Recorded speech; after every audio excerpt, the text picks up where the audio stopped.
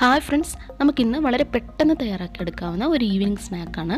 ഇതിനായിട്ട് മക്രോണിയാണ് ഉപയോഗിച്ചിരിക്കുന്നത്. മക്രോണി ഉപയോഗിച്ചിട്ട് നമുക്ക് എങ്ങനെ ഒരു അടിപൊളി കുർക്കുറെ റെസിപ്പി തയ്യാറാക്കിയെടുക്കാം. അത് നമുക്ക് വളരെ കുറഞ്ഞ ചേരുവകൾ കൊണ്ട് വീട്ടിലുള്ള സാധനങ്ങൾ കൊണ്ട് പെട്ടെന്ന് തയ്യാറാക്കിയെടുക്കാം. അപ്പോൾ ചാനൽ ആദ്യമായിട്ട് കാണുന്നവരാണെങ്കിൽ എൻ്റെ ചാനൽ സബ്സ്ക്രൈബ് ചെയ്യുക, കൂടെ കാണുന്ന ബെല്ലിലേക്കും കൂടി ക്ലിക്ക് ചെയ്യുക. നമുക്ക് വീഡിയോയിലോട്ട് പോകാം. അപ്പോൾ ഈ ഒരു റെസിപ്പിക്കായിട്ട് ഞാനിവിടെ 1 കപ്പ് മക്രോണിയാണ് എടുത്തിട്ടുള്ളത്. അപ്പോൾ നിങ്ങളുടെ സാധാരണ നമ്മൾ കഴിക്കുന്ന ഏതെങ്കിലും ഒരു ഗ്ലാസ് അളവാണെങ്കിലും മതി.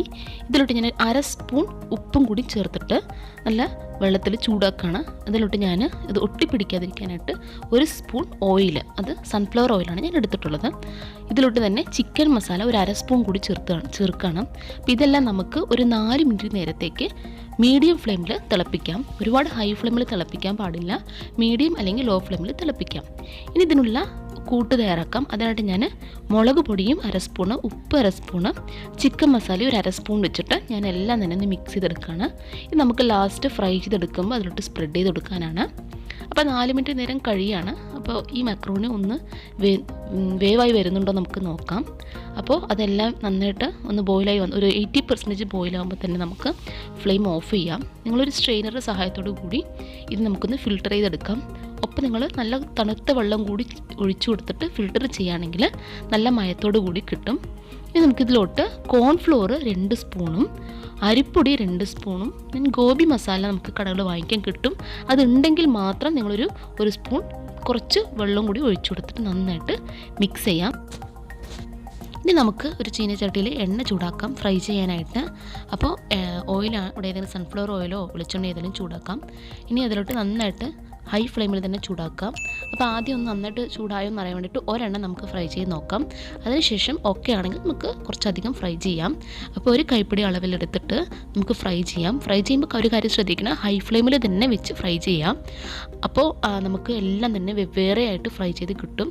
അല്ലെങ്കിൽ പെട്ടെന്നത് ഒട്ടിപ്പിടിച്ച് പോകാൻ ചാൻസ് ഉണ്ട്. അതുകൊണ്ടാണ് ഹൈ ഫ്ലെയിമിൽ തന്നെ 2 വശവും നന്നായിട്ട് ഫ്രൈ ചെയ്തെടുക്കാം.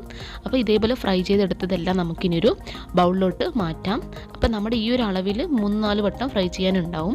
ഇനി അടുത്തത് ഇതേ എണ്ണയിലോട്ട് ഉണക്കമുളക് 2 എണ്ണം ചെറിയ കഷ്ണങ്ങളെ മുറിച്ചതും കറിവേപ്പിലയും ഇട്ട് കൊടുക്കുക. ഒപ്പം തന്നെ ഒരു 3 വെളുത്തുള്ളി ചതച്ചതും കൂടി നമുക്ക് ഇതിലോട്ട് ഇട്ട് കൊടുക്കാം.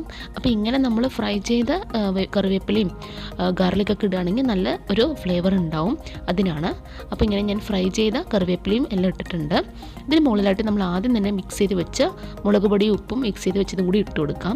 ഇനി നമുക്കത് നന്നായിട്ട് ഒന്ന് എല്ലാം തന്നെ മിക്സ് ചെയ്തെടുക്കാം. ഈ ബാക്കി വന്ന ഈ ഒരു അരിപ്പൊടിയും മിക്സ്ചർ നമുക്ക് വേണമെങ്കിൽ അടുത്ത ദിവസത്തേക്ക് ഫ്രൈ ചെയ്യാൻ മാറ്റി വയ്ക്കാം. പക്ഷെ അത് ഒരു 3-4 ദിവസത്തിൽ കൂടുതൽ ഇരിക്കത്തില്ല.